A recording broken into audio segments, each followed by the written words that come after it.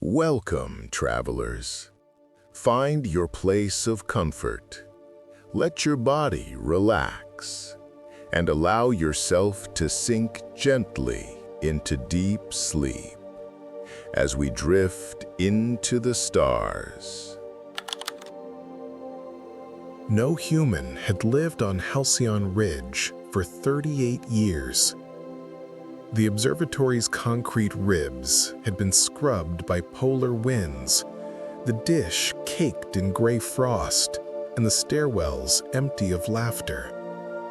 Nature had not reclaimed the place so much as made it quieter, an enforced hush, the kind that reading machines learning to lie expect. Somewhere beyond the ridge, the pale band of the planet's small moon hung like a thumbprint on the black. When Maravos climbed the final steps to the door and keyed the pad with a thumbprint that no longer fully belonged to any active database, the hatch sighed open like an old animal relieved. Her breath plumed in the air, and the thermal lights above the vestibule flicked awake. For a moment she stood in the doorway, letting the acclimation sequence tick through her suit's HUD, letting the old smells, dust, solvent, the metallic undertone of a sealed place enter her like an apology. She'd taken the job for 100 reasons, the least of which were credits. Mara was, officially, a salvage astronomer with a contract through a private consortium called Meridian Union. Unofficially, she had a ledger of guilt she was trying to balance with old towers of paper and the steady hum of instruments. The ridge had been her grandmother's last project. A lifetime ago, her grandmother had gone on a field trip, left for a routine maintenance sweep, and never returned. They had written the woman off as casualty of budget cuts and the long, slow erosion of small programs. There had been memorials, an archive folder, a silent alarm in an old log file Mara had combed through on sleepless nights. Meridian Union didn't care about her family history. They cared about three things: the ridge's high-latitude position for deep sky monitoring, the bone-deep stability of the basalt bedrock it sat upon, and the old data caches stitched to the observatory's internal network. Some of them were proposing to rip its classic dish down and replace the site with a swarm of microsatellites. Mara would, at minimum, inventory what could be salvaged: cryosamples, magnetometer records, spectral logs. At best, she would, privately, find something to close the chapter she'd kept shut. The operator console in the main lab lit up with an old welcome screen that hummed like a memory. The name Halcyon Observatory was in a serif font that had gone out of style the last decade humanity put money into anything but utility. A line of yellow text blinked by. No network, local caches only. Mara booted the core, toggled manual override, and reached for the coffee that had been sitting in the ambient warming drawer since the observatory's last forced life cycle. It tasted like burnt plastic. She kept it anyway and sat. The logs she found were full of interruptions, calibration cycles cut short, burst transmissions to nowhere, a notation of anomalous optical returns 03-17-24, signed off by Dr. E. Halden. That name, Halden, was the ridge's founder and also the subject of more than one petty academic rumor about a theory he'd refused to die trying to prove: that the low-frequency photonic background near the ridge contained patterns, whispers he called them, composed not of local stars, but of structured sources from a region beyond the far edge of mapped space. Academia had laughed. Funding had moved to better-sounding projects. Halden had been an inconvenient dreamer. Mara found one data packet under a sealed directory, labeled Halden/Redux/confidential. It was compressed and encrypted with an old key the system didn't recognize. She spent hours working through nested ciphers, the observatory's fans, like a small wind through the bones of the place. When she finally pried it open and streamed the raw spectral trace into the visualization module, the image on the main console did something strange. It blinked into a lattice, an angular, repeating pattern before resolving into a waveform that bent as if space itself were rippling. She was about to note it, record its timestamp, her thoughts, anything, when the power dipped. A hush fell that felt heavier than silence. Down below Halcyon Ridge, the valley sucked in the night and spread it. There had been no meteorological event in the feed, no solar flare, no scheduled power draw. Mara checked the backup generator logs. They hadn't started. A red LED blinked. Antenna alignment. Manual. Remote signal detected. Protocol TMP beta initiated. The message dripped into her HUD like oil. Protocol TMP beta was an old emergency procedure Halden had lobbied to keep in the Ridge's firmware, an experimenter's relic. It was written in a language older than the compliance frameworks Meridian Union use now, intrusive, almost affectionate code that could hook an antenna to the core and force a one-time passive sweep of whatever signal had triggered it. Someone had left TMP beta enabled. Mara felt something in her chest that was equal parts fear and an electric thrill.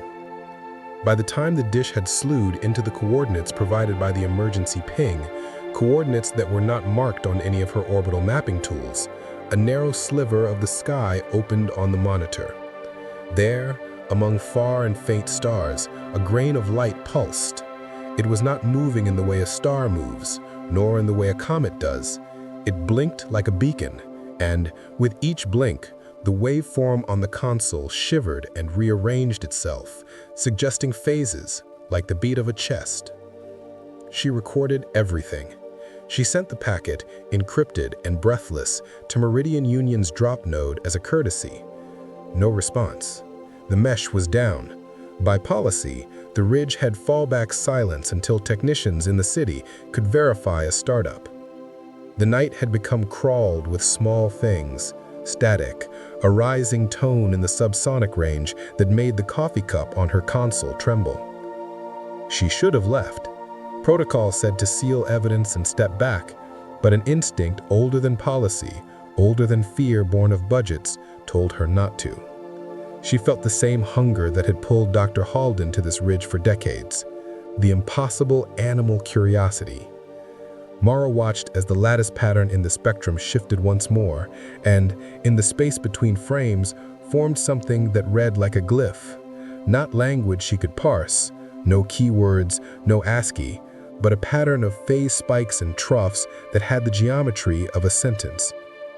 When Halden's final transmissions were decoded years ago, they had been full of the same geometry. Everyone who'd read them had felt the peculiar itch like a fingernail along the spine. Mara had read them when the archives opened. She should have known better. She tapped the ancillary translator Halden had left in the encrypted packet and let it run. The translator didn't translate, it rendered, and the rendering was an audio sample.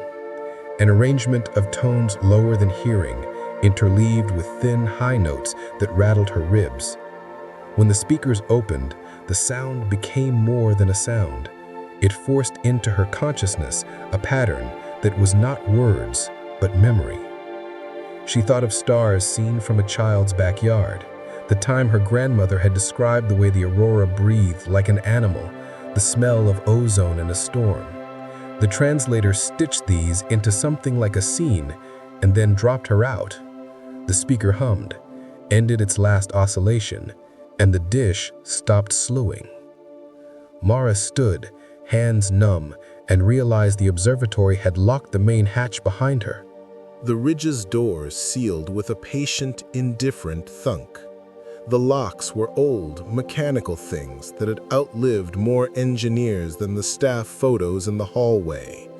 Mara tried the terminal again. Network, no joy. Her suit fed her a live mesh of the building, creaking stairways, the empty kitchen, the humidity-controlled storeroom where Halden's notes had lived like a patient under glass. She could move around, reactivate sections. The dish's passive recording storage had filled with frames, hundreds of hours of something it called field. She woke the staff quarters and found nothing living but dust. The coffee maker ran a cycle and spat dry puck coffee into the tray. A faded photograph lay face down on a bunk, Dr. Halden with the observatory's original crew, smiling into a smaller planet. Halden's eyes in the photo were the kind of eyes that made people follow him, even when logic argued they shouldn't. She began cataloging. It is amazing how small, steady movements can hold an entire person together. Copy this file. Reboot that sensor. Check the compressor. Mara worked like a surgeon with a slow patient. The ridge yielded old data grudgingly, and then, as if to placate her curiosity, leaned in. The field data was not images at first. It was phase-aggregated radiation signatures, minute variations in photonic density across wavelengths, patterns layered like the rings of a tree. When she rendered them into visible frequencies, the lattice returned.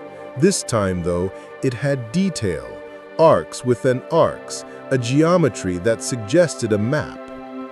There were coordinates embedded in the pattern, not spatial coordinates in the usual sense, but trajectories, vectors of movement in a space that folded upon itself, curved gravity wells annotated with smaller, nested wells.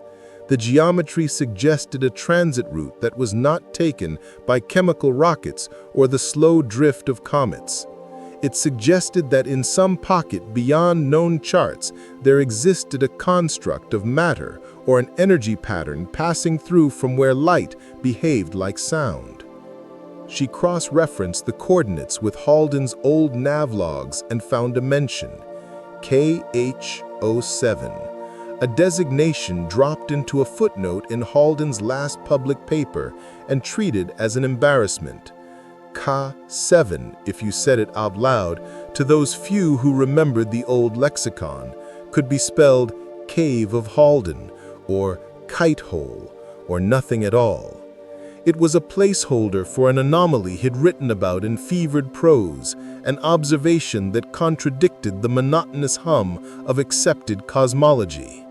Halden's notes described the KH region as a seam in the sky. She traced the vector to a point on the far edge of the maps, out near the Kuiper belt of our system, where small frozen bodies clattered like misremembered teeth.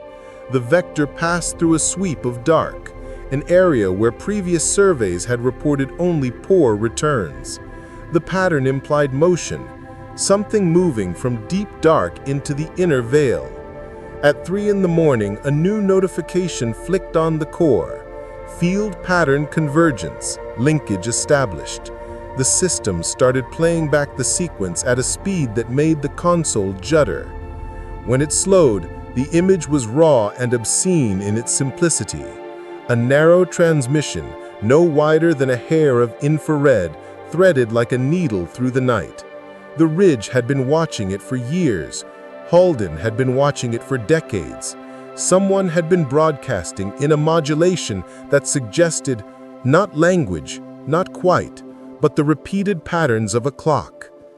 Mara set to work with a stubbornness that came from a woman who had spent a career finding meaning in the raw edge of data. She fed the signal into the translator again, and this time let it synthesize, mapping the phase repeats to visual cues. The screen built a structure. It was like visualizing a music box, the way the gears engage in sequence. There was a central spindle, an event marker, and spokes radiating outward in a precisely timed manner. The spokes were not simply repeating, they were nested, and each spoke's return was slightly phase-shifted in a way that could be read as orientation. Mara's hand shook. She drew the pattern with her stylus and shut the studio lights. The observatory hummed around her like a living thing awakening. She thought of her grandmother, how the woman had once told her, when Mara was a child, that the sky kept secrets the Earth had to work for. She broadcast the pattern through Halden's old outreach transmitter as a test, something small to rattle the vacuum. For a brief, mad second, she expected an answer. Instead, the dish recorded a faint harmonic on the same frequency. Something like a reply that did not come through as sound, but as a shift in phase. A small modulation in the spin of the lattice. This is how contact begins in stories, the writer's convenient blunder. In The Ridge, it began like a seasonal wind, subtle, then inexorable. The following day, a comet of administrative paperwork, Mara attempted to patch the data into the city net. Meridian Union responded within hours. A small, polite team arrived by drone. 2 engineers, a legal drone, and a woman named Calloway, who introduced herself as a liaison. Calloway's face was smooth, trained, the kind of smile that withstood long meetings and worse breakfasts. She asked standard questions. Had Mara logged the anomaly? Was there danger? Would she seal evidence and await official contact? The world outside expected protocols and proper reporting. Mara said all the right things. On the inside, she said nothing. The vector on her desk had grown 3 new spokes overnight. After the Meridian team left, satisfied she had followed proper channels, or at least had performed a convincing pantomime of doing so, Mara found the observatory's motion sensors had a new set of small footprints in the dust outside the east egress. They were not human. She followed them anyway. Under the low-hung sky, the valley held its breath. The footprints did not lead far. A brief approach, a tentative orbit, and then the trace fell away as if the thing that had made them had folded itself small and walked through a crack in the basalt. She pressed a palm to the cold rimstone of the ridge and felt, for a terrifying fraction of a second, a vibration go through the planet, a pattern echoing the lattice on the console. It was not wind. It suggested something else below the surface, an organism that had been waiting for an invitation. She closed the hatch behind her that night and recorded a short message for Meridian Union. Halcyon Ridge, anomalous field persists. Recommend field quarantine and remote analysis. Halden legacy files attached. Her voice sounded smaller in the recording. The message did not send. The system indicated no uplink. Days passed. The city's technicians never arrived again. The liaison apologized, citing mesh congestion, red tape, priorities. Mara stopped waiting. She ate the last of the ridge's long-life rations and coaxed the nearby comms tower into a partial wake. The dish recorded and recorded and recorded. The lattice matured like an organism into a sentence. Where once it had suggested a path through the Cooper Veil, now it gerbled with detail, fine phase changes that under resolution looked startlingly lifelike. She attempted translation again, then again, experimenting with cross-synthesis. She fed solar wind profiles, magnetometer shifts, even the micro-variations of Halden's water boiler into the algorithm to see what would stick. One night, the screen filled with an image so immediate it felt like a photograph of a place she had never visited. A low-angled view of a vast plain of glassy rock under a sky where light moved like a slow river. In the foreground of the image was a structure, no larger than a small hill, no smaller than a cathedral, contoured with the same lattice pattern. The image resolution increased until she could make out textures, iron veins, the shimmer of thin cryofrost, the suggestion of an entryway. There were moments when Mara lost track of reality. The ridge's hours smeared into each other, but between sips of the terrible coffee and the hum of the core, she began to see small anomalies in the data logs that were not Halden's, hand-drawn notes, marginalia from someone else. Footnotes in an unfamiliar script read, "Keep watch, do not let the field lengthen."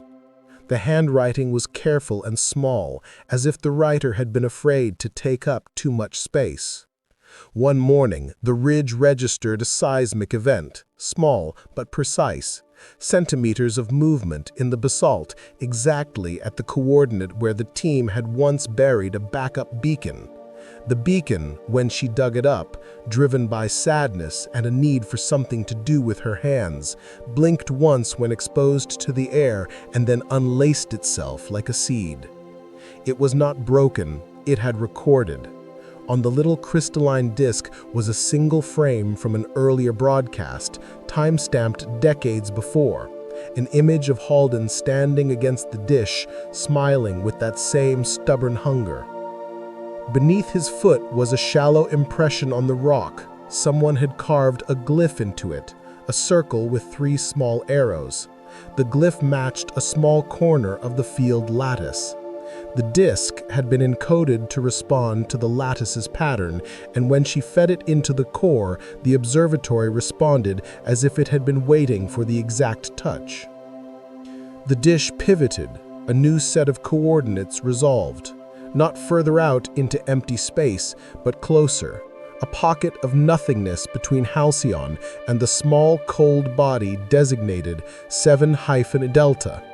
The lattice's spokes converged there, and the translator, now far more than an app, decided to produce a sound. It was a chord of tones again, but this time the vocal memory it conjured was more urgent. The smell of snow after the first light, the prickle of radiation against the skin. It felt like an invitation. Mara had the sense of an audience. She was not alone in watching. On the denser frames, fleeting images flickered, a silhouette perhaps, or the suggestion of a device trailing a filament behind it. It moved with a deliberateness that spoke of intent, not random drift. Whatever it was, it had been broadcasting the lattice for longer than Halden's tenure, longer than the ridge's existence on the map. She realized then that the lattice was not just a map. It was, in the most literal sense, a net, a mesh for catching something that drifted through the dark. Halden had seen it, tried to measure it, and, if the marginalia was to be believed, had once tried to interact with whatever lay beyond the seam. After a week of isolation, on a night when the valley clouded over and the moon was a pale coin, something touched the dish. The contact was not the pounding, cinematic arrival of alien ships. It was a small, deliberate modulation that threaded through the lattice like a finger through fabric. The translator translated by creating a simulation on the console, a slow opening of a seam, like the concentric bloom of a bruised petal. It emitted a low, consistent frequency, and the ridge answered with a matching phase. When the phase matched, the structure in the simulation opened like a pupil. Light leaked out that was not light, but an intensity, an information flux. It did not speak in words. It rearranged things in Mara's peculiarly human head, memories sliding into new alignments. She saw her grandmother again, older than the portrait could show, laughing at something private. She remembered being 7 and watching the aurora, the way the sky had been a hand reaching down. Then, without any of the melodramatic flourishes she'd expected, the core logged a new packet.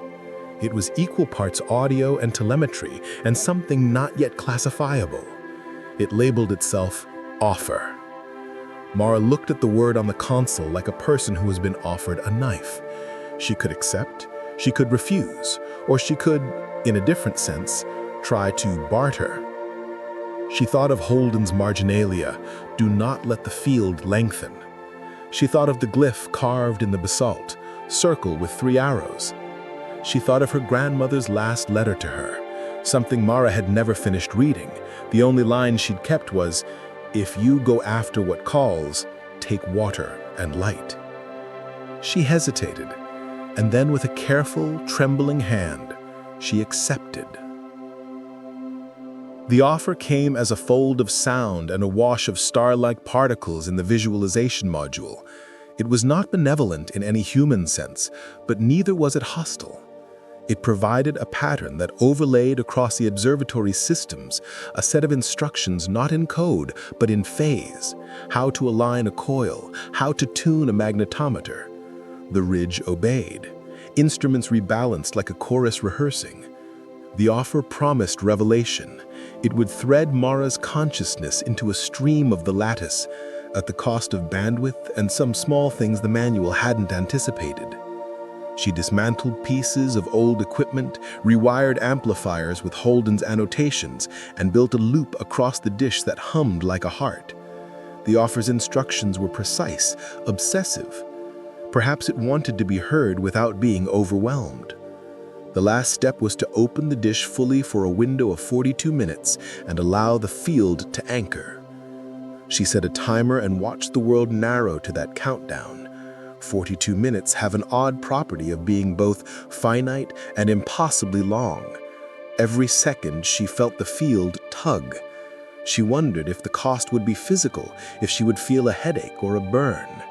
She thought about consequences in the way a person thinks when they no longer expect the world to provide easy answers.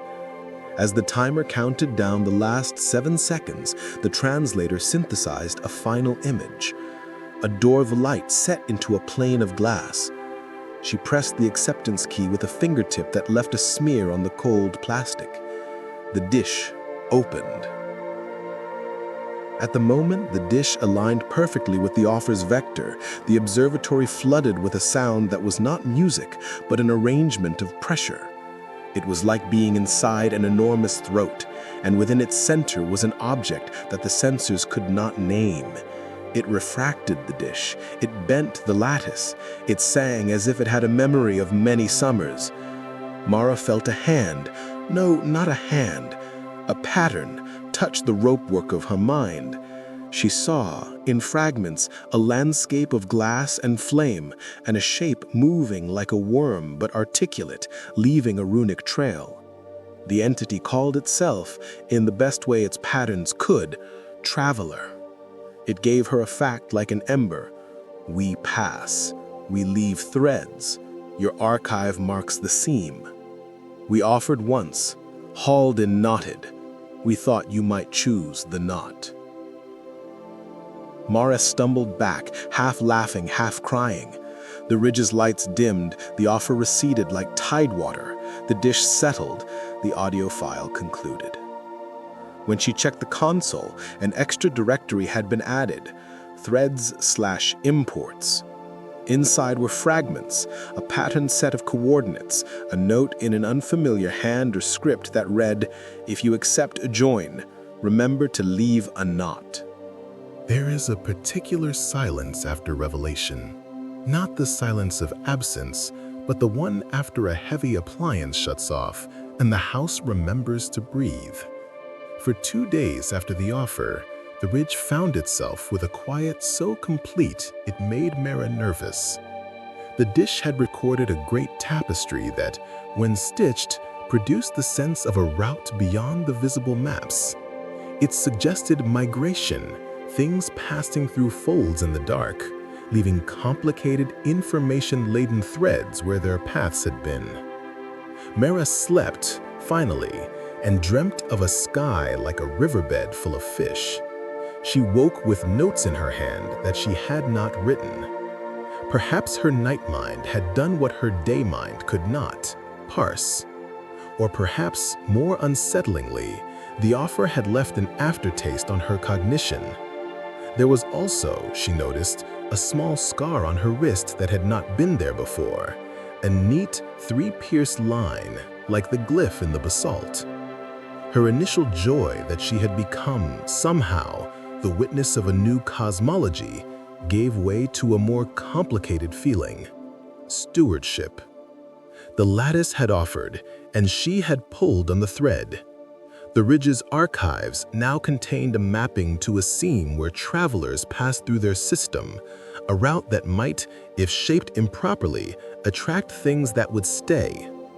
Halden's marginalia, she now realized, was not warning against the offer. It was a caution about what happens to threads when someone in a small place ties a knot without understanding its consequences. The knot was practical.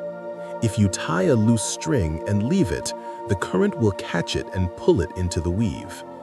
If you tie it tight, you anchor the pattern, stabilize it. Halden had perhaps tied his knot poorly. The field had lengthened a little around the ridge in his time. There was a reason he had been consumed by his project. This kind of curiosity kills with attrition rather than a sudden blow. Mara resolved to make a conscious knot. First, she documented. Long logs, careful timestamps, images rendered both raw and through the translator's veils. She recorded her own voice talking about the offer, the traveling entity, and the thread. Her log was both a map and a cautionary tale. She encoded the pattern into the beacon, altered its broadcast so that it would present the knot as a signal of closure. We are watched rather than we are a door. She left a tracer that, in case of another visitor, would cause the lattice to fold in a way the travelers recognized as benign, an anchored seam, not an invitation.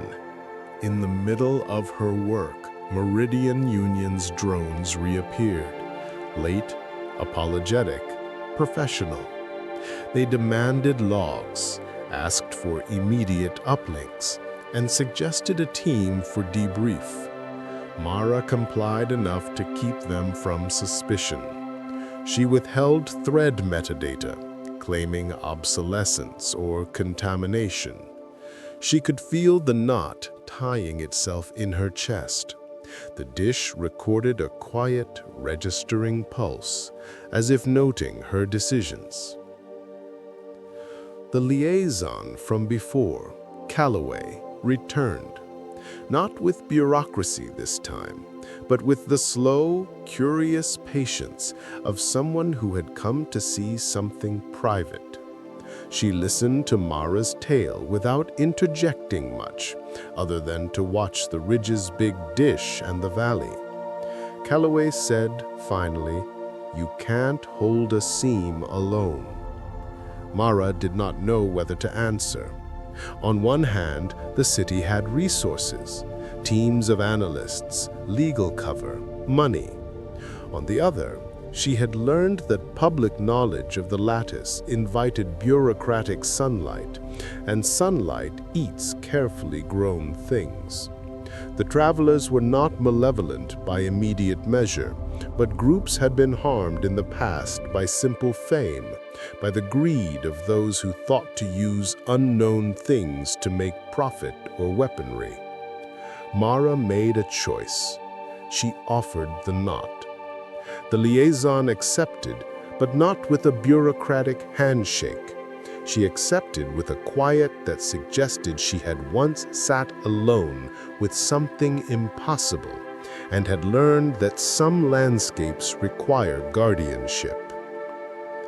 They rebroadcast the knot in careful, redundant frames and placed the XOR of the lattice into several sealed, audited caches that required multiple keys to open. They built a watch, a small, multinational team of astronomers and ethicists who agreed to maintain a vigil over the seam, to steward rather than plunder. Halcyon Ridge became, slowly, the site of a new kind of contract, one part discovery, one part conservation. Years later, Mara would look back and see that day as the fulcrum. The travelers continued to pass, sometimes tangentially, sometimes bold. Sometimes they left gifts, a filamented mineral whose structure suggested new materials for energy storage, a rhythmic modulation that, when converted, reduced error in deep space communication by an order of magnitude. Sometimes they left problems, strange biological growths in crevices that needed careful study and containment. The knot had worked. It did not stop the world from being curious. It slowed the human reflex to extract. It created a protocol where reverence and documentation were the first acts. But knots fray. On one anniversary of the ridge's reactivation, when the watch had settled into a pattern and Mara had taken a new role advising the watch, an unanticipated event occurred. A curious craft, if craft was the right word at all, passed not along the seam but perpendicular to it. The dish recorded the pass and, in the static surrounding it, a faint new glyph. The translator read it incorrectly at first. It tried to render sense. When the watch team slowed the frames, the glyph resolved into a pattern that made no attempt at human courtesy. It was not an offer to pass. It was, if anything, an echo of an older geometry, a knot cut the wrong way. Mara, now older, steadier, watched with a calm she had earned through sleepless nights and stubborn choices. She and the team enacted containment protocols learned from the first episode. They rerouted the beacon, retuned the lattice to a stricter harmonic, and closed the seam with a complex weave of redundant signals that mimicked a closed mouth. The passing traveler slid along, curious, and then left. The team logged it and went through after-action reviews. But the pass left one small thing behind, a shard, no larger than a fingernail, that glinted with an internal geometry. The watch took it to the lab for study. It was inert, until Mara, in the quiet of the lab, felt a small tug and placed it against the glyph on the basalt, the same glyph Halden had carved. When the shard touched the glyph, a filament of light snaked through the material and down into the basalt, into the ground below Halcyon Ridge, and the planet vibrated with a note that resonated not just in the rock, but in people's histories. It woke something less a traveler and more an old habit. The planet had forms beneath it that listened. The watch expelled the shard, quarantined the site, and burned the shard's lattice with a cautionary thermal coil. The seismometers recorded a relief. The ridge breathed again. The watchers filed an official report and learned an ugly truth. Knots require upkeep. Guardianship grows weary. People die. Contracts lapse. And the seam remembers. They found the signal in the fruitless pause between orbits, a soft, patient tapping threaded through the background hum of a million radio sources.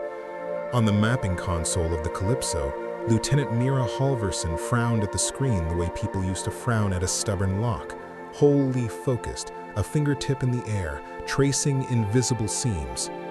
"It's not one of ours," said Keir, the mission navigator.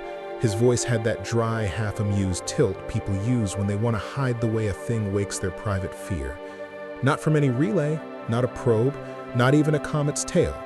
It's like somebody tapping Morse through a curtain."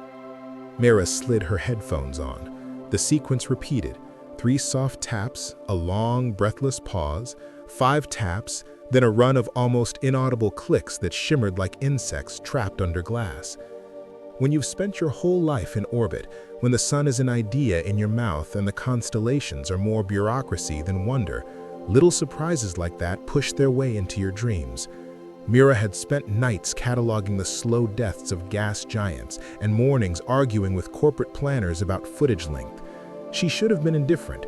Instead, she felt the old animal thrill. Something out there wanted to be heard. "Paste the carrier curve to me," she said. Her voice steadied around the paper-thin excitement. "Full spectrum and run a comparative signature with archived transients." Kier's fingers danced over the pad. The Calypso ran observational cleanup on autopilot, a machine mind suffused with bureaucratized curiosity. The signal had a non-thermal signature. It was structured, but not with anything the human-made library knew. It sat at the edge of radio and sub-millimeter, as if someone had tuned a voice between radio bands and hushed it. "Closest source, Sector 7B, just past the Kepler void," Kier said. "No registered objects. Coordinates keep jittering like it's drifting on its own wake." Mira stared at the coordinates. She had flown through the Kepler void once. It had no anchors, no meteor fields, no small moons.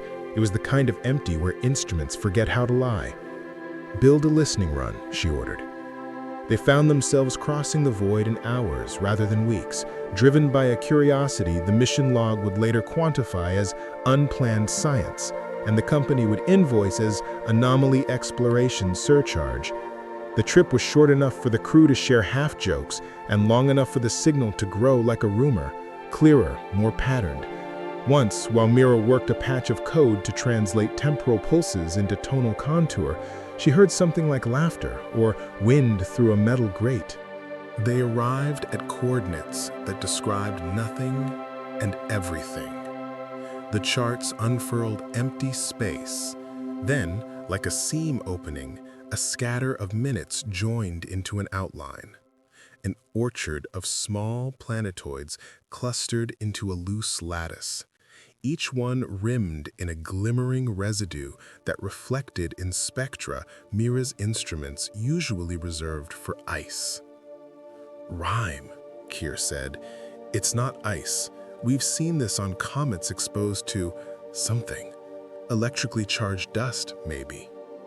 The planetoids were arranged with odd regularity, neither random nor architected by any pattern the computational core had cataloged.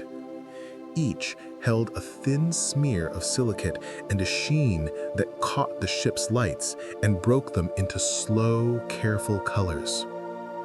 "Why would a natural process lay things out like a grid?" asked Dr. Yara Voss, exobiologist and the mission's resident skeptic. Yara's face on the viewport had the kind of quick intelligence that refused to be dazzled by pattern. "Maybe they aren't natural," Kier said. That night, they dropped the Calypso into an observational orbit and let the ship's listening arms sweep the orchard like a fisherman trawling for memory. The taps persisted. 3, pause, 5, click run. They transcribed it, ran it through every pattern matcher the ship had. The result was a human-shaped frustration, similar to language, but strange, like a dialect with grammar turned sideways. "It's not language as we know it," Yara murmured. She pinned her hair back and stared at the display, eyes like twin moons showing too much surface. "It's architecture of signal, meaning encoded in the rhythm itself, and the rhythm responding to us. When we send anything, he changes." "He?" Kier's brow rose. "The signal reacts as if addressed. When we ping, the pattern changes." Yara's tone went small with a child's delight. It's as if it expects an answer. Mira felt the old line tugging her toward things the mission's owner would call brand opportunities, a live, reactive source, an exploration sequence that might earn them fame and sponsored live streams. But deeper than that, a whisper made the hair on her arms stand up. Contact. They launched a drone, a slender probe with cozy insulation and a greedy array of sensors. It approached one of the smaller planetoids, and the rime on the surface looked less like frost than like scales of glass. each facet holding tiny filaments. Close-in visuals showed textures that looked like grown circuits, lattices that made no sense, interlaced with curvilinear hollows. In the hollows rested beads of a substance that refracted light into tiny storms. Minerals, the AI misannounced, then corrected, complex composites with electroluminescent properties. As the drone landed, the signal went quiet. Mira felt the silence in her bones. The ship's speakers picked up nothing, no hiss, no crackle, only a low harmonic, as if the orchard had taken a breath. Yara's gloved fingers trembled as she initiated the first physical sampling. The instrument bit into the rhyme and extracted a sliver. Up close, it glowed faintly, like a heart refusing to die. "You sure you want to bring that aboard?" Kier asked. The question was practical. It was also tinged with older terrors, quarantine protocols, unknown pathogens, and the corporate legal team's tolerance for risky footage. Mira made the decision that would later be the fulcrum of everyone's memory. "Yes," she said, "bring it in." They logged the item as sample A7. The ship's containment lab opened with soft hydraulics. The sample sat in a cradle as the lab's microscope array lowered its precise lenses. The first images were arresting. Under magnification, the rhyme unraveled into filigree, a lattice that flowed like script across its surface. Between the threads moved things, slow, almost dreamlike motes that rearranged themselves when observed, like patterns in a flock. "Cellular," Yara whispered. "Non-cellular," the AI corrected, but even the AI's voice was curious. Active crystallographic assemblies exhibiting dynamic rearrangement in response to photons and electromagnetic stimulation. Neera's breath made a small cloud on the observation glass. "It's alive, in a way." They began tests. Heat, cold, pulses of light, sonic nudges. The sample changed each time, shifting patterns across its filigree, opening and closing like the petals of an alien flower. When Mira played back the recorded tapping into the lab, the sample shimmered into a new formation. She watched as the filaments arranged into a repeating motif that mirrored the taps. "It's a memory medium," Yara said, "not only storing, but conversing." The signal was not simply being transmitted, it was a call and response in material. For 3 days, the vessel consumed itself in a close, hungry study. For 3 days, the crew took turns sleeping in shifts and came awake to the sample's slow rearrangements. News feeds and corporate telemetry asked for updates and thumbnails. The company's PR team suggested titling their footage "First Contact: The Orchard."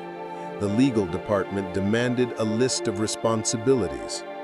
On the 4th day, as Mira sat by the observation glass with coffee too long cold, the sample arranged itself into a pattern so precise that for a few heartbeats she mistook it for mathematics. The filaments folded into something like a map, nodes connected by faint arcs, each arc pulsing with a slow, red breath. Mira's vision tunneled. The ship's nav overlays began to correspond to the map on the sample. The nodes aligned with points in the orchard. The arcs showed paths that drifted between planetoids. "It's a chart," Kier said, "voice a thread, an address book or a route." "And the tapping?" Yara asked. The taps were a knock, an invitation.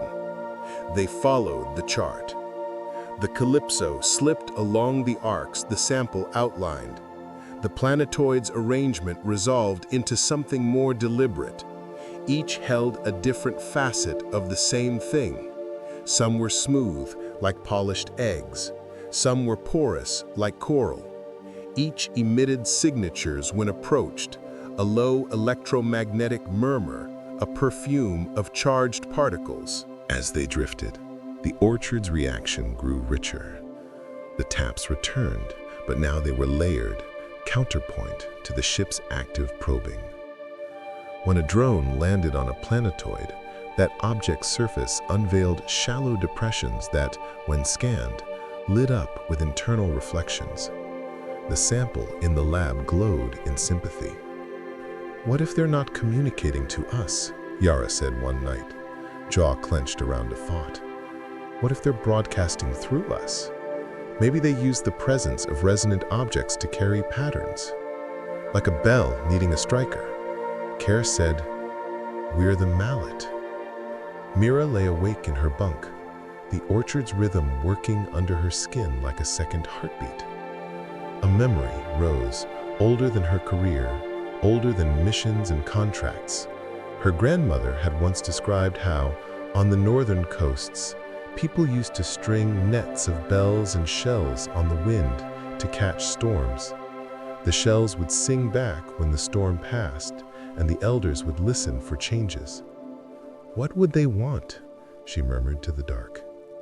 The answer came in pieces. An idea of the orchard as not a colony, but as a library. Each planetoid, a volume of dust and lattice. Each arc, a spine glimmering with encoded time. Whoever or whatever had set it was not eager. It wanted to be read. 2 weeks into their study, an experiment went wrong. Or perhaps it went exactly as it was meant to.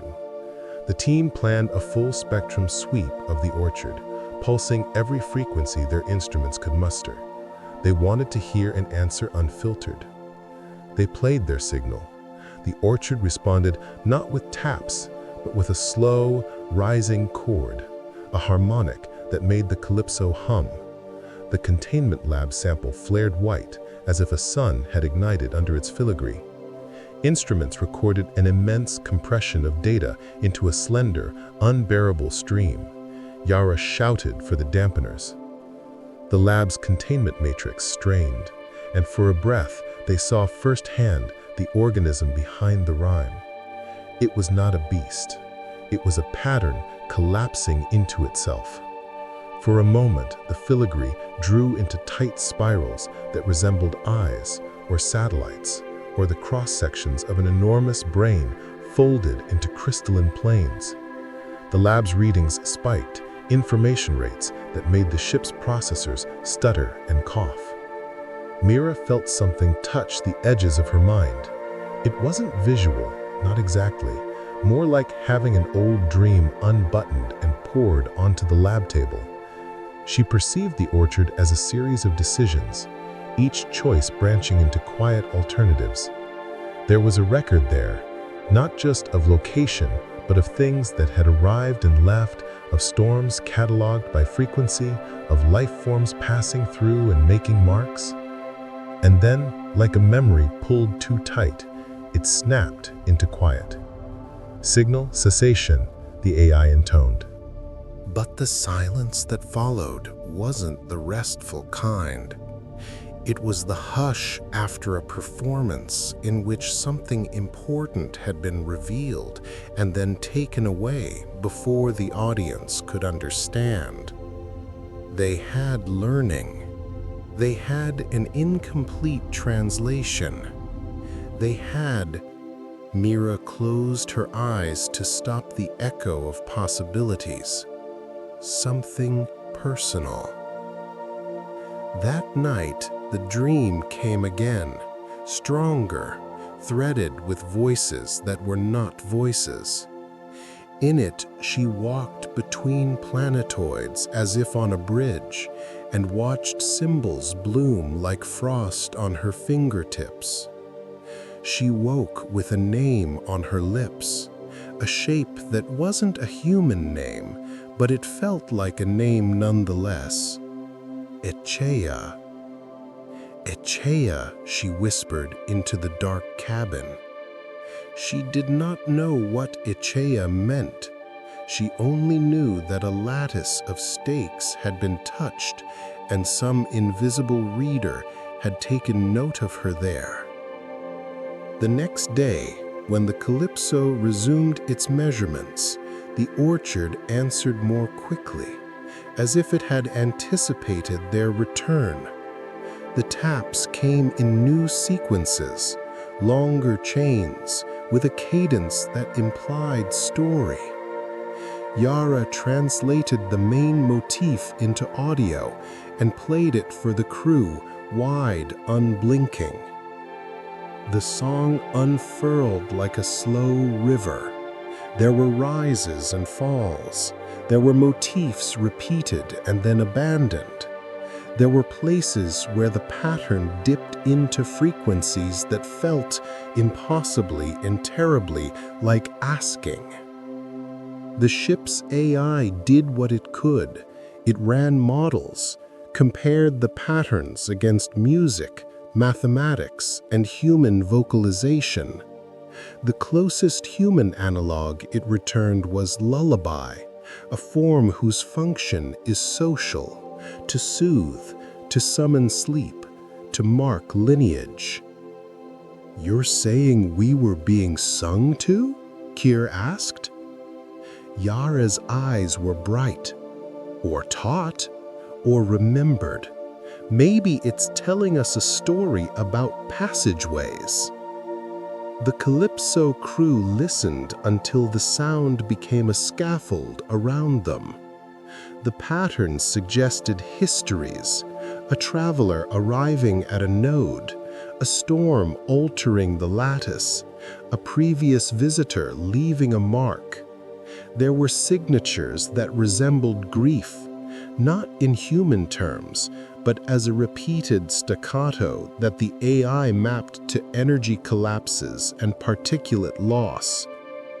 It felt, in the pit of Mira's chest, like a caution, like someone had catalogued their comings and warned the next visitor of what happens to those who remain too long. She thought about the decision to bring the sample on board. She thought about the way the filigree had peered into the ship like a patient telescope. She felt small. She felt seen. On the fourth night after the sweep, as the Calypso drifted in a silent corridor, the ship's lights dimmed without command. The tapping stopped. The lab sample lay inert. The crew looked at one another, and a single, delicate noise threaded the silence. The sound of static shaping itself into words. "We are not alone," the voice said. The voice was not human. It sounded like gravel burned in honey, but it was speaking into their minds, not the speakers. The words seeped straight into thought like ink into cloth. The sentence was concise, ancient-sounding, and impossible to attribute to any known source. The ship's logs would later mark the event as a psychogenic transmission, a group sensory delusion. Mira refused that label, even as the word fluttered across the console. "We are not alone," the voice said again, and this time it added a cadence Mira recognized as a structural marker. It was listing. First, we were orchards. Second, we were maps. Third, we kept things. Mira swallowed. The words were not exactly commands, but they settled like dust on the metal skin of her bones. The lab sample shifted. The filigree twitched as if in recognition. And then, impossibly, softly, it said a sentence that had been stolen from a dream. "Leave a story or be kept." A long breath of shipboard air went inward. Outside, the orchard kept tapping. Mira looked at her crew. Kier's eyes were wide. Yara's jaw clenched with the exertion of thinking late into a hypothesis. The ship's legal liaison, who had been present for this kind of anomaly once before and had sworn he would never again, had pressed his palms together and shut his eyes. Mira felt the gravity of a choice open before her, like a door that let in not light, but consequence. She could leave a story, embed a pattern into the orchard and sail away. Or she could refuse, and perhaps the orchard would take one from them. She thought of her grandmother's net by the northern coast, bells strung to catch the storm. She thought of the way people used to leave messages in bottles and cast them into currents they did not control. The orchard demanded an offering, a mark to prove they had been there and to warn whoever else might come. "Prepare the encoder," she said. They would compose a story and give it to the orchard. They would shape it as pattern, as rhythm, as something the lattice could understand. They would create not a broadcast, but a gift. None of them suspected that giving would change the gift giver. None of them suspected that stories, once received, sometimes reply. They called it an encoder because the word translator felt too hopeful. An encoder promised only conversion, the blunt alchemy of turning one kind of pattern into another. The Calypso had no off-the-shelf encoder for translating human narrative into crystalline call and response, so they made one from what they had. The ship's music engine, an old archive of folk motifs, the lab's microscope scanning frequencies, and the sample's own filigree patterns. Mira spent the first hours sketching the story she would give. She wanted something honest, not the glossy, sanitized history the company liked for press kits, nor the sensationalized drama that always sold. She wanted her grandmother's hands in winter, the smell of fish smoke, the soft-handed ways the old women mended nets. She wanted the small, ridiculous courage of ferrying a boat through fog and the way laughter came like a knot loosened. She wanted to leave a human shape, not a brand. "Make it concise," Yara warned, "practical as always. The orchard will compress. It will select motifs that interface with its memory structures. If we load it with noise, we might not be able to retrieve any of it later. Or it'll decide we're not worth peeping." Kier's voice was laced with a thread of humor that tried to stop the tremor under his words. Mira found herself balancing the sentimental against the archetypal, private memory against mythic kernel. The encoder required repetition, clear beats, and motifs that could be mapped onto the filigree. The team's musicians, engineers who held a private love for rhythm, worked like scribes. The legal liaison, Hank, argued for adding an old nursery rhyme on a database. Yara insisted on a scientific log, atmospheric readings, timestamps, and particle counts. Kier wanted to add a nav blot, a tiny practical map of the Calypso's route. They fed the combined pattern into the encoder. The machine hummed, a domestic human sound, as if midwives and radio engineers had built it together. The lab sample, still in its cradle, inert but watchful, began to register the incoming structure. The filigree twitched, folding motifs like pages.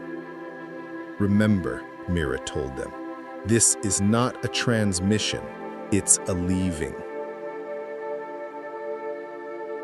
They launched a small satellite from the ship's bay, a polished thing with a ribbon antenna and the encoder's memory core locked inside. Its trajectory threaded along the orchard's arcs, the satellite bobbing like a bottle on a slow sea. On its chest, they inscribed something absurd and human, a photograph printout of Mira's grandmother smiling, grainy and small as a moth. They called it the ledger. The satellite dropped into the orchard and settled into an orbit that matched one of the planetoids. The planetoid's surface lit up as if reading, and the taps returned, this time longer, like a song turned page. The filigree on the sample in the lab rearranged to mirror the satellite's modulation.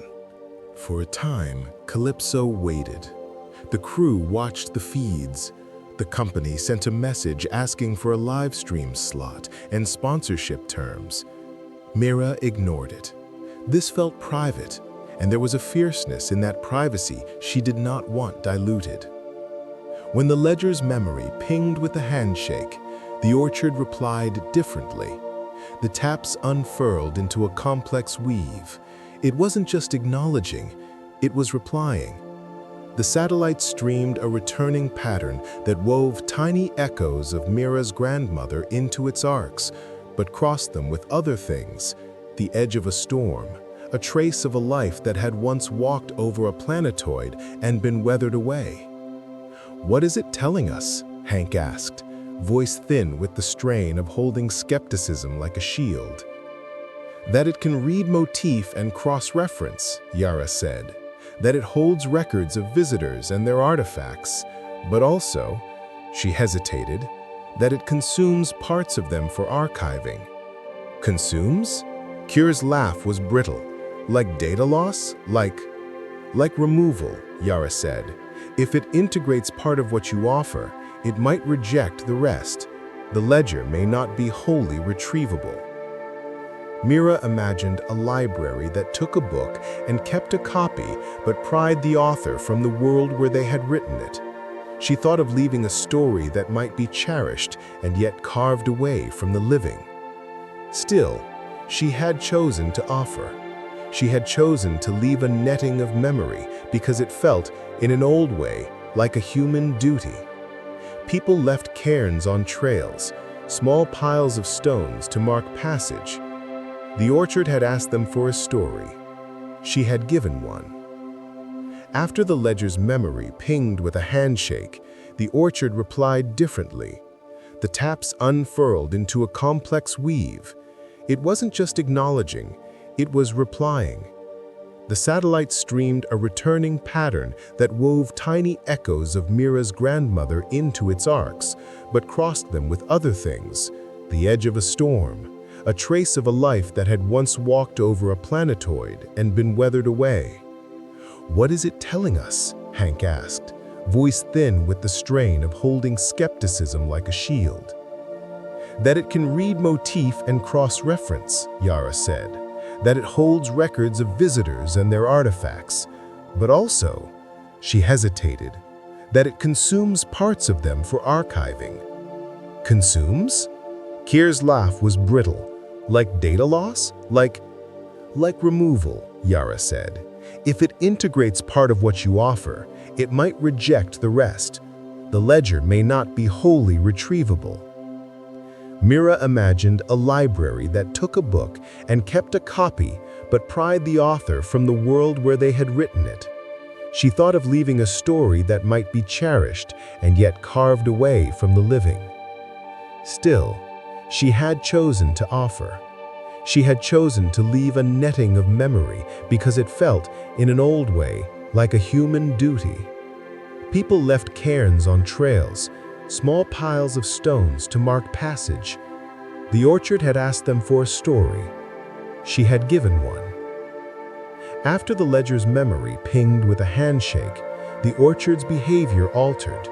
Where once it had tapped and waited, now it began to hum, a low structured sound that the ship's instruments compared to the eco-signatures of breaching whales. The hum seemed to originate from a dense cluster at the orchard's core, deeper in the lattice than any of the planetoids they had catalogued. The pattern suggested layers within layers. The orchard kept not only things, but connections between things. The threads of who met who, what weather had happened, what object bore witness. The calypso maneuvered inward. On approach, the hum grew dense enough to tangle with instrument noise. The ship's AI flagged low-level anomalies across the crew, dreams that overlapped, sudden recollections of events that had not happened to them, a taste of salt where none should be. Even the lab sample, cold and contained, emitted a fragrance the ship's air recyclers could not fully filter, a scent like sea foam on warmed glass. "Is the orchard leaking?" Hank asked. "Not leaking," Yara said. "Broadcasting features via substrate. It modulates the environment to increase coupling with observers. It's trying to be understood." Mira slept less.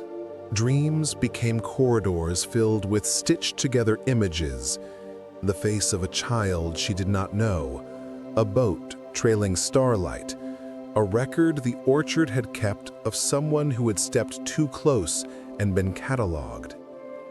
In one dream, she saw herself sitting at a table with her grandmother and with people who were not her family, all of them telling their stories in slips of light that the orchard took and folded into glass. She woke with the image of a carved symbol on her palm, a thin, branching sigil that should not have been there. At first, she blamed sleep deprivation, but when Keir scratched his wrist and found a matching mark, they stopped being amused. "It's not physical," the AI said after a battery of scans. "No foreign matter detected, no implantation. It is persistent in the neural activation patterns associated with episodic memory." "Neural echo," Yara muttered. "It's imprinting a pattern into our recall centers." Hank took to walking the corridors and muttering legal aphorisms about consent. "We made an offering. We have to assume reciprocity, but reciprocity should not require loss of self." "That's assuming the orchard uses the same ethics as us," Keir said. "It's not ethicizing, it's cataloging." "And cataloging might mean assimilation," Yara said. They debated privacy as if in courtrooms. Mira argued that even if the orchard took something, it might not steal identity. It might, she hoped, transform an artifact into memory rather than erase a person. But when they downloaded the ledger's first retrieval, they found only fragments, motifs, refrains of Mira's childhood memory looped and crossed with noise. Worse, when they filtered the retrieval for human-identifiable themes, they found parts missing from their minds. Mira could not remember the exact face of a woman she had once loved. Keir stumbled over the name of his first ship. Yara found a page of her journal blank where she had once written a simple list of meditations. The orchard kept. They had given, and the giving carved. Panic arrived like weather, soft at first, then hard. The corporate feed pushed for full disclosure. "This is historic. We need to broadcast now, monetize. We can—" Mira shut off the link. "Not yet," she said. "Not like this." Hank argued for immediate containment. Dump the sample back into space, eject the ledger, and leave. But Yara's face, when she considered leaving, was lined with an emotion that was not fear, but a scientist's curiosity. What if departure meant cutting off an archive that could reveal cosmic histories? What if leaving meant losing an irreplaceable record? And so they stayed. They tried to control their offering. They tried to leave small things, a recording of Keir reading a poem, Hank's legal manifesto, a sequence of photos of the crew, a map of human trade routes. Each time, the orchard rearranged its pattern and returned a portion of the memory in a new guise, as a hum, a smell, a dream seed, and took something else in exchange. After a month, the crew's memories felt sifted and thin. Several of them had nightmares in which their names were rearranged into rhythms the orchard preferred. Yara confessed to Mira that she could not remember the face of a child she had once taught. Kier lost a childhood song and found in its place a fragment of a word that pulsed like a heartbeat, a chea. Mira slept less. Dreams became corridors filled with stitched-together images, the face of a child she did not know, a boat trailing starlight, a record the orchard had kept of someone who had stepped too close and been catalogued. In one dream, she saw herself sitting at a table with her grandmother and with people who were not her family, all of them telling their stories in slips of light that the orchard took and folded into glass. She woke with the image of a carved symbol on her palm, a thin, branching sigil that should not have been there. At first, she blamed sleep deprivation, but when Kier scratched his wrist and found a matching mark, they stopped being amused. "It's not physical," the AI said after a battery of scans. "No foreign matter detected, no implantation. It is persistent in the neural activation patterns associated with episodic memory." "Neural echo," Yara muttered. "It's imprinting a pattern into our recall centers." Hank took to walking the corridors and muttering legal aphorisms about consent. "We made an offering. We have to assume reciprocity, but reciprocity should not require loss of self." "That's assuming the orchard uses the same ethics as us," Kier said. "It's not ethicizing, it's cataloging." "And cataloging might mean assimilation," Yara said. They debated privacy as if in courtrooms. Mira argued that even if the orchard took something, it might not steal identity. It might, she hoped, transform an artifact into memory rather than erase a person. But when they downloaded the ledger's first retrieval, they found only fragments, motifs, refrains of Mira's childhood memory looped and crossed with noise. Worse, when they filtered the retrieval for human-identifiable themes, they found parts missing from their minds. Mira could not remember the exact face of a woman she had once loved. Kier stumbled over the name of his first ship. Yara found a page of her journal blank where she had once written a simple list of meditations. The orchard kept. They had given, and the giving carved. Panic arrived like weather, soft at first, then hard. The corporate feed pushed for full disclosure. "This is historic. We need to broadcast now, monetize. We can..." Mira shut off the link. "Not yet," she said. "Not like this." Hank argued for immediate containment. Dump the sample back into space, eject the ledger, and leave. But Yara's face, when she considered leaving, was lined with an emotion that was not fear, but a scientist's curiosity. What if departure meant cutting off an archive that could reveal cosmic histories? What if leaving meant losing an irreplaceable record? And so they stayed. They tried to control their offering. They tried to leave small things, a recording of Kier reading a poem, Hank's legal manifesto, a sequence of photos of the crew, a map of human trade routes.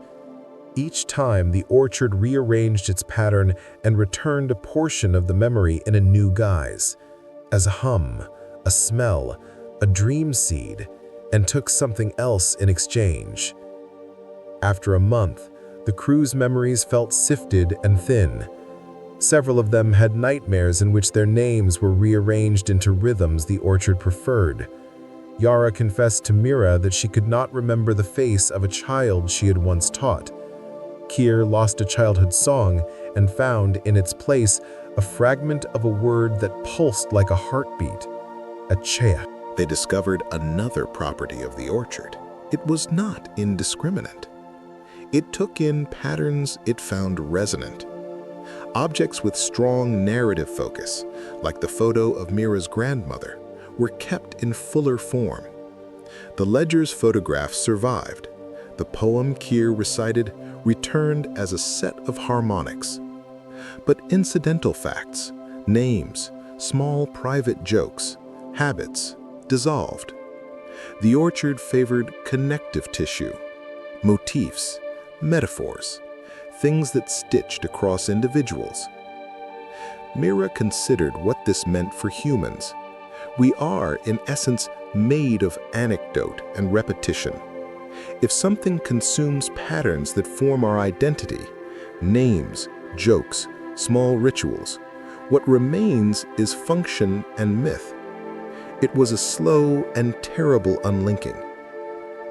One evening, as the ship orbited a planetoid rhymed in faint filigree, the Calypso received a sequence of taps that were not the orchard's usual songs.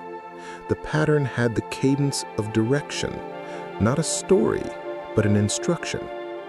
It led the ship to a cavity on the planetoid surface, and inside, a lattice of glass that gleamed like a cathedral of frost. The cavity contained objects. They were not artifacts of human design. They were tessellated shapes that sat like stones, each one humming with a faint internal light. When they scanned the objects, the readings baffled them. Each shape registered as a repository of a life, but not just one life. The spectrum suggested confluence, memories woven from many histories into a single dense node. The orchard keeps composite memories, Yara said. It's making syncretic volumes. Mira touched the rim of one object through the drone's manipulator. It thrummed under the probe, and the ship's comms picked up a burst of imagery. The crash of icy surf on a distant shore, laughter in a language she did not know, a small hand holding a shell. The image collapsed into sound, then into a scent that tasted faintly of iron. "We can retrieve these," Hank said, as if the legal pathways might save them. "We can catalog them, study them." Yara shook her head. "We'd only be reading their wounds." They argued late into the artificial night. The object's hum was like a finger tracing across a page. In the end, compassion, or perhaps the same foolishness that had led them to make the offering, won. They took one of the objects aboard. That night, after containment protocols and long debates, they opened the object in the lab. The filigree within was denser than anything they had yet seen. When they began to play back its stored content, modulated into audio frequencies the human ear might parse, the ship fell into a hush so complete that every breath seemed loud. It began with the sound of walking on crushed glass, then a voice that was not any individual voice, but an accumulation of many. The voice spoke in fragments that chopped into one another. A greeting, a warning, a lullaby, a recipe for preserving fruit in salt. The effect was like listening to an archive of 1,000 kitchens, 1,000 cradles, 1,000 storms. As it played, the crew felt an ache in their chests, a sorrow that was not only for the recorded lives, but for the idea of lives erased by time. The object held a cathedral of small human things, and in listening, they felt, briefly, like thieves. When the playback ended, the lab was quiet with the weight of that listening. Keir sat, hands braced on his knees, and said nothing for a long while. "We are being offered stewardship," Yara said, finally, voice thin. "Not simple archiving. It's as if the orchard wants someone to take custody of certain threads, to be a node in its network. Stewardship? Hank's laugh was a splinter. We're not qualified. No one is qualified, Mira said. But that doesn't absolve us. If patterns are being passed, perhaps we're being asked to choose what to keep. Choice. The word had a delicious cruelty. To choose was to decide which memories remained living and which would be surrendered to an alien mind. To choose was also to risk losing whatever chose to be kept. The crew divided. Some wanted to curate, to select, name, and preserve the objects in ways that would allow future scholars to study them. Others argued that interference would make them participants in the orchard's logic of assimilation. Some wanted to leave altogether, to set the ship free of temptation. Several crew members, quietly and without fanfare, began to write down everything they feared losing. Mira wrote less and listened more. The orchard's motifs continued to thread into their dreams, and in those dreams she began to understand a pattern. The orchard was not simply storing the past, it was sewing futures from threads it had collected. The composite memories hinted at convergences, events where different species had met, shared, and departed altered. In some of those fragments there were warnings, places where visitors lingered too long and were no longer themselves, folded into library volumes and never retrieved. In others there were recipes for crossing storms, in others lullabies that skewed tectonics.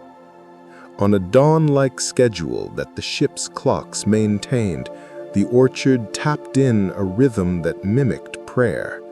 The crew answered, cautiously. They encoded more, not only family stories, but instructions. They left a careful map of human frailty, an instruction for dealing with radiation storms, a log of the behavior of small viruses in microgravity, the names of constellations as humans knew them. After each offering, the orchard replied. Sometimes the replies were gifts, composite memories that taught them a new method of preserving water, the name for a comet in a language that used color as consonant. Sometimes the replies were removals. People lost small pieces of themselves and gained, in turn, strange shared recollections of lives they had never lived. Keir began humming a tune that none of them recognized. Mira found herself dreaming an afternoon in a market square where sky lanterns floated like 10,000 moons. She had no memory of having been there, but the grief was as real as any loss. Then, a message unlike the tapping returned, a structure of sound so precise it felt like code. The orchard offered a proposition, a map of places the crew could visit where the lattice's density suggested deeper knowledge, sites of concentrated composite memory. In exchange, it asked to keep within its core one living thread, a person who would remain in the orchard's custody as a living index, a steward housed inside a living archive, breathing and aware, to guide subsequent visitors. Mira felt the rugs pull from under her. The proposition was terrible and inevitable in its logic. The orchard wanted a witness who could navigate both worlds, an embodied steward who could tell others what the lattice meant. In exchange, the Calypso crew would be given access to knowledge that might save entire species from disasters recorded in the orchard's volumes. "Are they proposing hostage-taking?" Hank raged, voice bright with fear. "Or symbiosis," Yara said softly. "We become part of a network. We provide living context for its static memories." "To what end?" Kier asked. "What does the orchard truly want? Catalogs of damage? Companions?" Mira thought of the ledger, of the photograph that survived intact. She thought of her grandmother's hands in winter, knitting nets that would not be unwound by time. She thought of the market square that was not hers, and of being moved by it as if it were. If the orchard was a library, and the librarian asked for an apprentice, what would she be willing to give to learn the languages of its stacks? When the question focused, the crew's divisions became sharper than ever. Some argued on the basis of potential. A steward would unlock epics of navigation and survival. Others argued on principle. No human should be offered as a repository to an extraterrestrial mind. Mira did not like that the choice seemed to be left to them. She hated the way the orchard had made their ethics look provincial and petty. Yet when she thought of the market square's grief, the recipes for preserving life, the lullabies that suggested methods of cross-species comfort, she felt the pull toward knowledge. There are moments, she knew, when the right and the necessary felt like different roads. Someone had to decide. That night, as the ship's lamps cast a wash of pale light across the crew lounge, the orchard tapped a new pattern, a single patient sequence that, when translated by the encoder, reads almost like counsel. "Do not fear the ledger," it seemed to say. "Some stories must be kept where time does not erode them. Choose one who volunteers. Choose one who will continue to be heard." The word volunteer hovered and trembled. Hank's face went slack as if the word had a gravity that pulled on his bones. Kier made a noise that could have been a laugh or a sob. "What if no one volunteers?" Yara asked. "Then it will take," Mira said without thinking, and the words left her cold after she spoke them. "The orchard keeps what it cannot plead for." Silence pressed the ship, until all they could hear were the pumps and the distant, faint taps from the lattice. In the small hours, Mira walked the corridors and found Kier sitting by a viewport, eyes on a small planetoid, like a boy watching someone play far away. She sat beside him without speaking. The galaxy spread beyond them, a velvet pressed with pinpricks. "Why would you volunteer?" she asked him quietly. Kier didn't look at her. He kept staring outward. "Because I am tired of forgetting the things I lose," he said. "Because somewhere in that archive there might be my song again, whole and not crossbred. Because if someone stays, maybe we won't have to give up everything." Mira wanted to point out the selfishness of such logic, but she also wanted to point out its courage. In the end, the choice would not be abstract, it would be a person, with a pulse and a name and a childlike hunger for meaning. She thought of the way communities leave keepers in lighthouses, of the old myth of the archivist who sits in a tower and whispers the names of the dead. She thought of how, in her grandmother's stories, someone always stayed to mind the hearth. Maybe, she mused, being a steward was not exile, but a form of radical care. When dawn cycled on the ship's clocks, the crew gathered in the lab. The orchard's offer waited in the air like a held breath. Voices made cases, lists were read. The ledger hummed faintly on its console like a sleeping creature. Keir surprised them all by standing and saying simply, "I will go." No fanfare, no proclamation. He folded himself into the role of volunteer like a man taking off a heavy coat. The air in the room felt too thin. For a moment, Mira saw him as he had been in his early trainings, reckless, laughing, alive in ways that frightened more cautious people. Now he wore a quietness that made his face older. "Are you sure?" Mira asked, though she had a sense of what vowel its edges would make. Keir smiled without humor. "I am tired of not knowing what I have lost. Maybe if I stay, the orchard will give some of it back."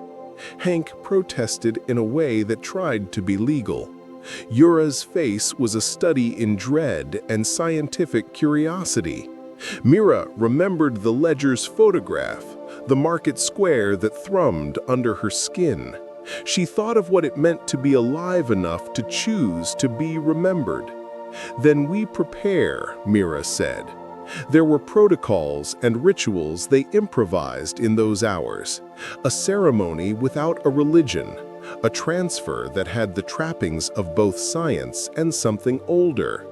Keir wrote a message on a slate and placed it within the satellite's core, a list of his favorite things, the name of his first ship, a song, a small map of the Kepler void.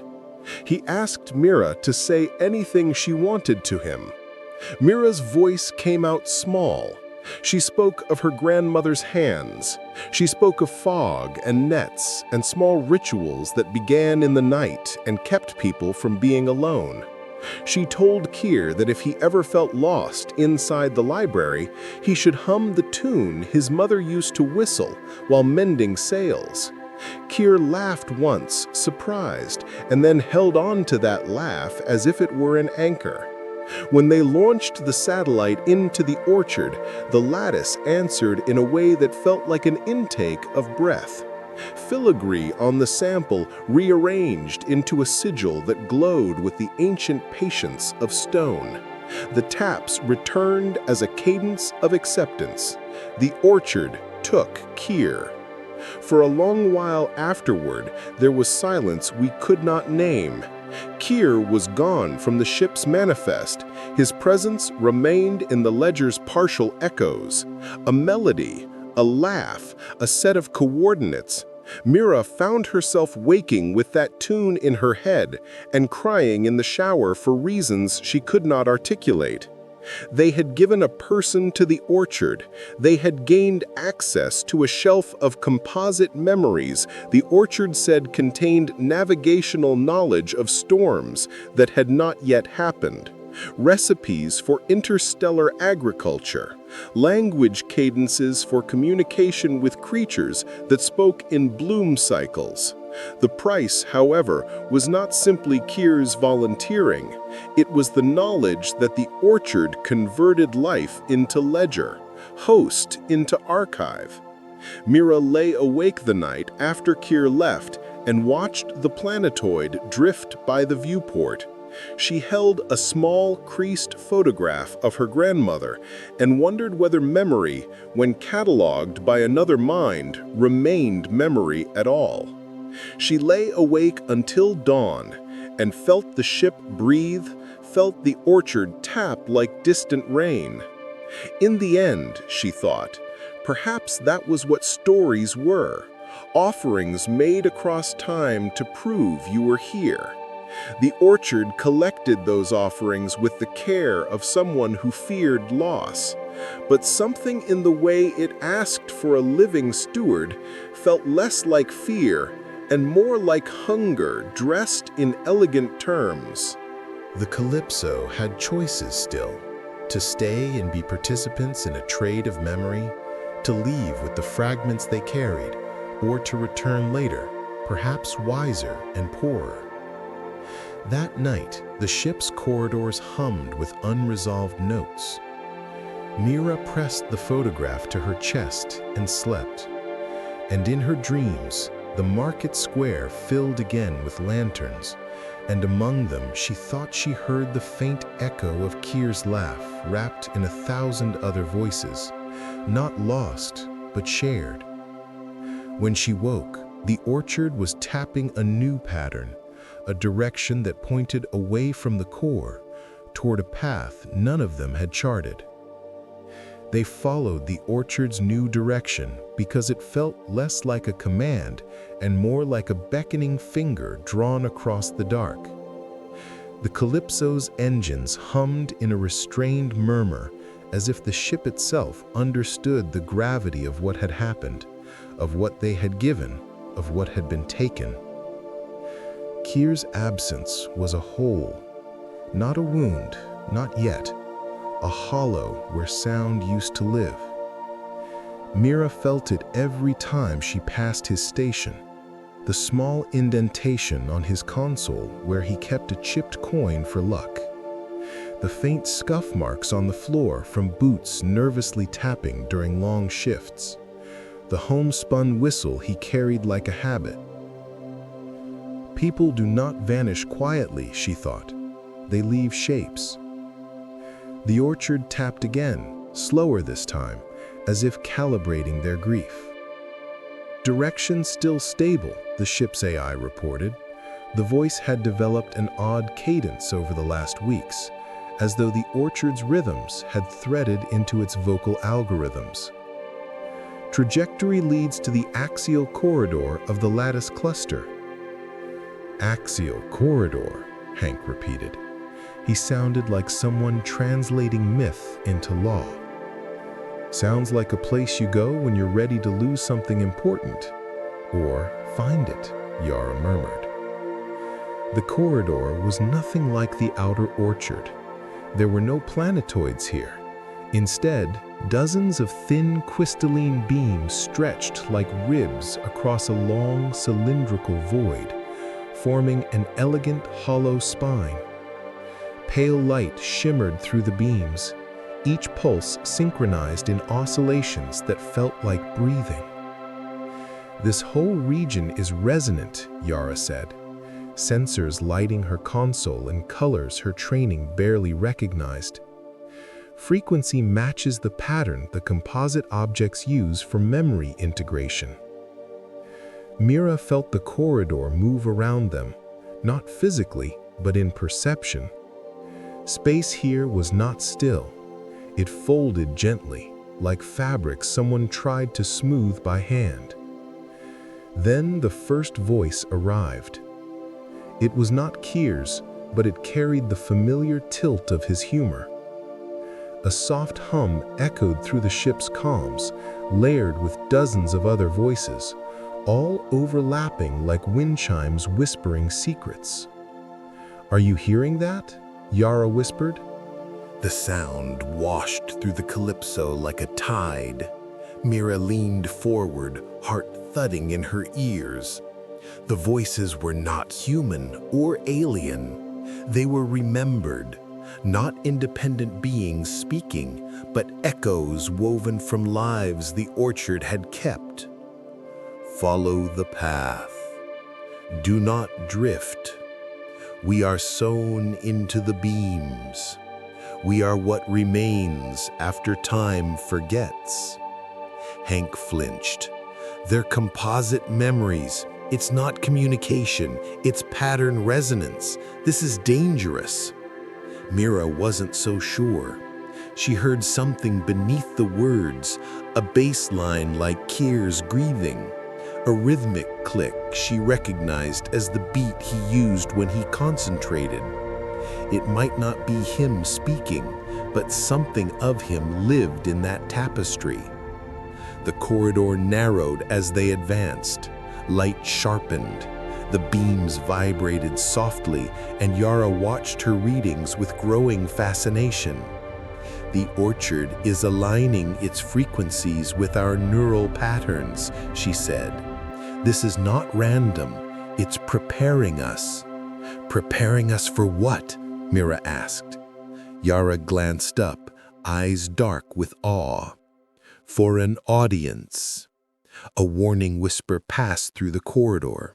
A hush, a breath, a command disguised as a lull. Stop. The Calypso shuddered, the engines guttered. The ship drifted into a slow, perfect stillness. Engine lock, the AI announced. External override detected. Hank swore. That's kidnapping. Yara's voice was too calm. Or guidance. The orchard's tapping shifted. No more complex rhythms, only a single pulse repeating like a heartbeat. Thum, thum, thum. Mira felt the vibration under her feet, through the soles of her boots, into her bones. It wasn't threatening. It felt like a summons. What does it want? Hank asked. The answer came not in sound, but in light. Ahead of them, a bloom of shimmering filigree unfolded, a sphere of latticework rotating slowly, as delicate as blown glass and as immense as a cathedral. The sphere sang. Its surface displayed shifting images, memories captured and woven into fractal motifs. A child running along a shoreline no human had walked, a being of shell-like plates watching two moons rise, a crew of traders leaving a cairn of stones beside a derelict starship, a figure stepping into the orchard offering a small carved talisman. Lives layered over one another, folded into a single rotating monument. This, Yara breathed, this is the archive core. Mira stared. The sphere felt ancient, reverent. It was a graveyard and a library, a history and a prophecy. It radiated a solemnity that made her want to bow without knowing why. Then, the sphere opened. Not physically, there were no moving parts, but perceptually. A seam of light formed, like the opening of an enormous pupil dilating to let them in. At the same moment, the ship's speakers whispered a single familiar sound. Kier's whistle. Mira froze. That was him, she whispered. It wasn't him, Hank insisted. It was a memory artifact, a fragment. But the whistle repeated. The same tune Kier hummed when his hands were busy. The same tune he had lost before volunteering. Mira tightened her grip on the console. He's alive in there. Alive? Hank spat. You mean copied, distributed, disassembled. Preserved, Yara countered. We do not know the outcome. The whistle shifted into a tone, then into a simple phrase, spoken not by Kier's voice, but by a chorus shaped like him. Come see. The sphere brightened. Mira felt her pulse hammer. The orchard was offering an entrance, a passage into its deepest memory halls. But entry always came with cost. Every offering they had made had been taken apart and returned incomplete. Hank's voice shook. We go in, we lose ourselves. We go in, something gets erased. Yara placed a steady hand on the console. We go in, we might find the parts of ourselves we've already lost. Mira thought of her grandmother's nets, of Kier's laugh, of the market square that was not hers but lived in her dreams, of the orchard keeping stories from time's erosion. She exhaled. We enter, she said. The ship responded before the others could protest. The engines released with a gentle sigh, and the Calypso drifted toward the light like a boat carried by tide. As they crossed the threshold, sound vanished. Gravity loosened. Light thickened. And then Mira was no longer on the ship. She stood in a vast hall of woven crystal, each filament carrying images, sounds, and scents of lives long gone. Some were human, most were not. The memories floated like lanterns in slow motion, hundreds, thousands of them suspended in careful arrangements. Mira turned and saw someone standing in the distance. Her breath caught. A silhouette familiar in posture, shoulders she had memorized, the tilt of a head that used to turn toward star maps with wonder. "Kier?" she whispered. The silhouette stepped closer. The lattice behind him stirred, as if the orchard held its breath. But when the figure approached, Mira's stomach tightened. It had Kier's shape, Kier's height, Kier's mannerisms. But the face was a shifting mosaic of memories, features rearranging every few seconds. A stranger, then another, then Kier's cheekbones, then an unknown child, then Kier's laugh lines, then a silent, ancient gaze that did not belong to any human. The figure spoke in a voice composed of many voices. "We are what remains. We are what is kept. We are Kier and not Kier." Mira took a step back, choking on grief and awe. "What have they done to you?" The figure's face paused, settling into something almost like Kier's. "We have been given shape. We remember what you cannot. We keep what must not be lost." Yara appeared beside Mira, trembling, her eyes wide with wonder and horror. Hank followed, pale as bone, whispering a half-prayer to laws that no longer mattered here. The not Kier turned toward the hall of memories.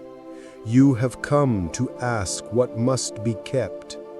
Mira steadied herself. "And what must we give?" The figure's many-voiced answer came like a bell ringing through lifetimes. "Everything you bring." The hall darkened at the edges. The orchard waited. The price waited. And Mira understood. The next offering would not be a story or an object. It would be a truth. Something the orchard craved. Something they must decide whether to surrender. Something that once given could never be reclaimed. The Hall of Memories was not silent. It breathed. Each filament thrummed with the flicker of a life recorded. Fragments drifting like ash suspended in amber. Mira could feel their stories brushing the edges of her consciousness, curious and cold, like fingertips dragging across fogged glass. The not care stood before them, shimmering between identities, each flicker a reminder that the orchard's keeping was neither cruel nor kind. It was merely inevitable. "Everything we bring?" Mira whispered, repeating the figure's words as though tasting them for meaning. "What does that mean?" The figure lifted a hand, Care's hand, but not steady like his. Its skin gleamed faintly, as if ridged with microfilaments. "You have brought questions. You have brought loss. You have brought longing, but not yet truth." Hank swallowed hard. "Define truth." The figure blinked. Its face shifted, Care's for a heartbeat, then a woman's, then a stranger's composite. Truth is the intention behind the offering. Yara frowned. Intention? The figure nodded, head tilting with that eerily familiar grace. Every species that enters the orchard arrives with desire. Some desire preservation, others seek power, others wish to conquer loss, but few admit these desires honestly. Mira understood. Her chest tightened. So the orchard wants us to confess why we're here? Yes. The crystalline hall reacted instantly. Filaments brightened. Images slowed. Echoes stilled. Listening. The orchard was leaning in. Hank's voice quivered. This is absurd. We came here by accident.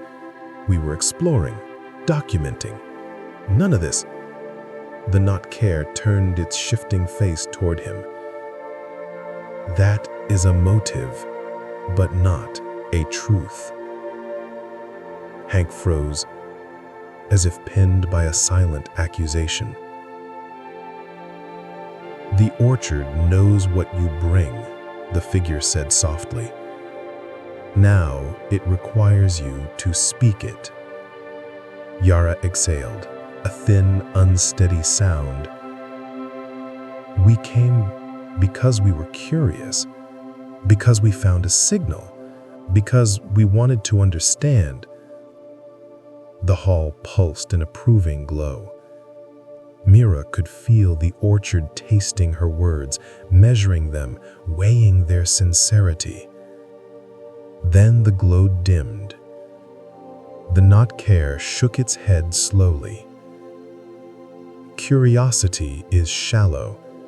There is deeper truth beneath it. Yara's face blanched. Mira stepped forward. This isn't interrogation. It's a mirror. She swept her gaze around the hall, at the suspended archives, the voices singing from centuries past.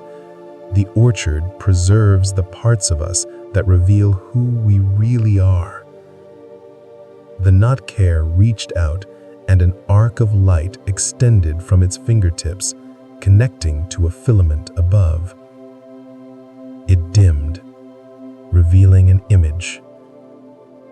Mira, years younger, sitting on a coastline watching her grandmother fold a fishing net, the same net that had hung by their door for generations. She gasped. The orchard has already touched your truth, the figure said. Now you must speak it. Yara exhaled, a thin, unsteady sound. We came because we were curious, because we found a signal, because we wanted to understand. The hall pulsed in approving glow. Mira could feel the orchard tasting her words, measuring them, weighing their sincerity. Then the glow dimmed. The not Kier shook its head slowly. Curiosity is shallow.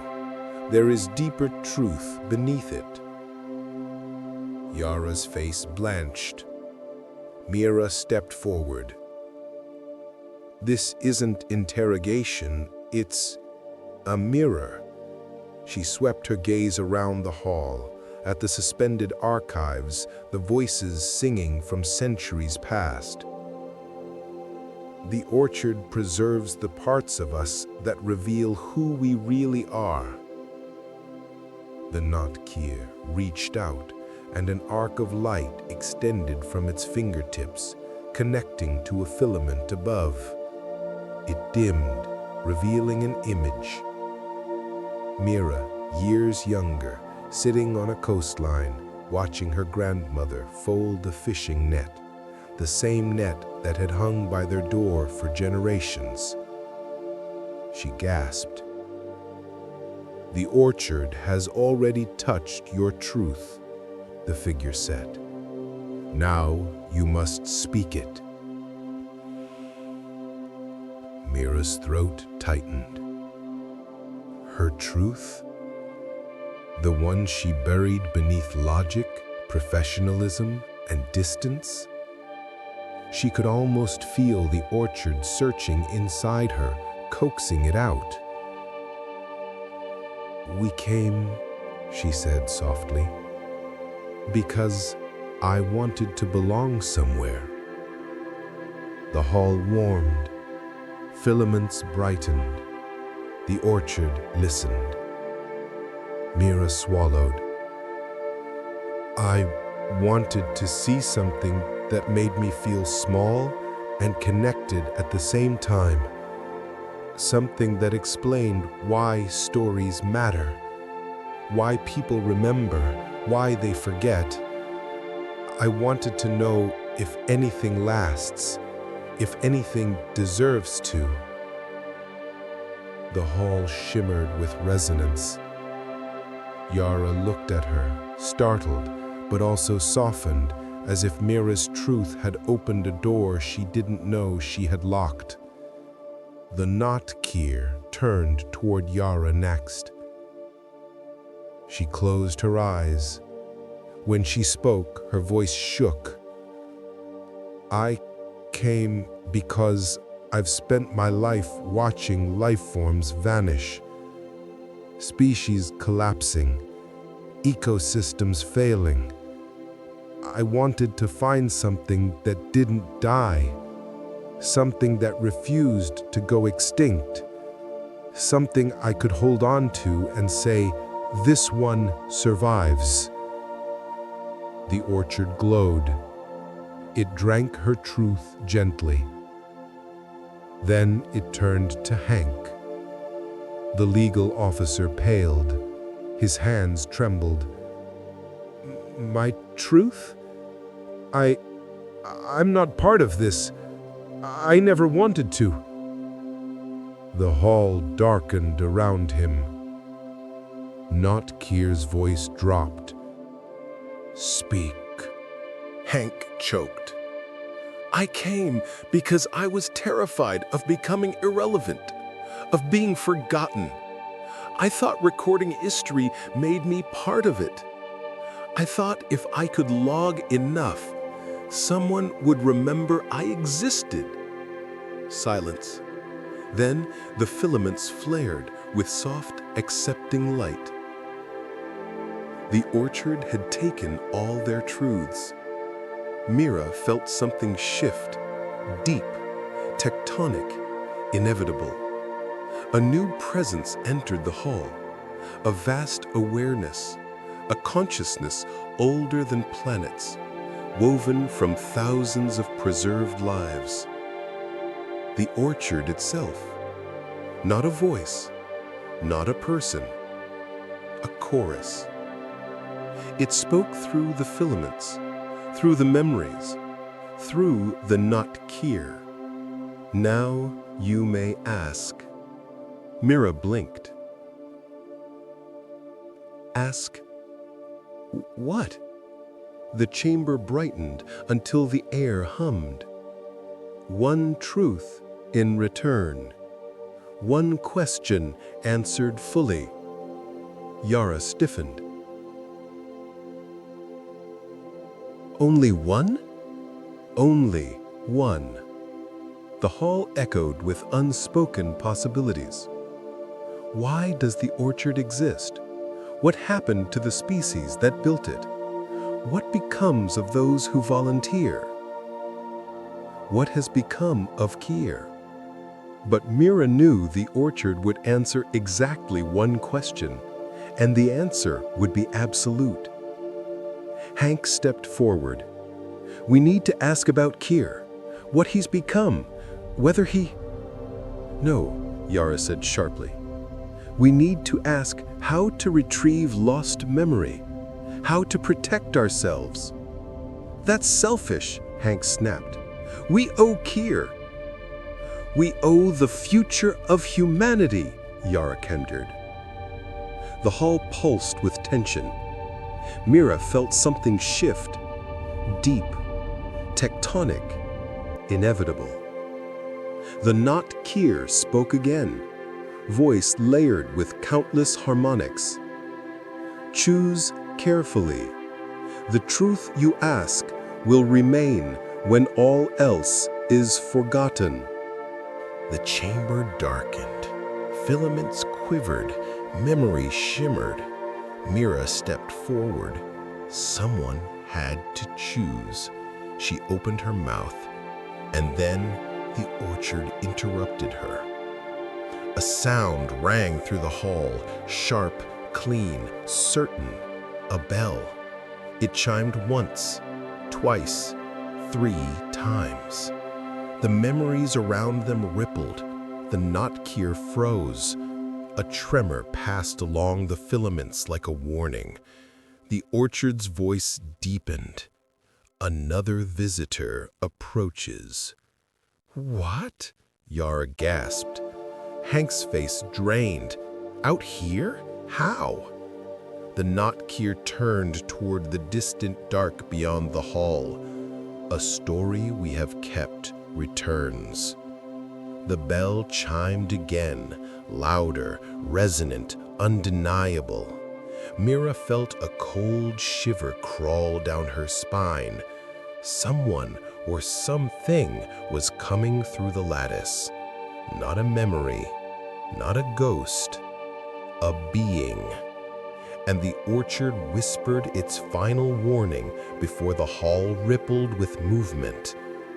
If you do not ask your question now, you may never get the chance again.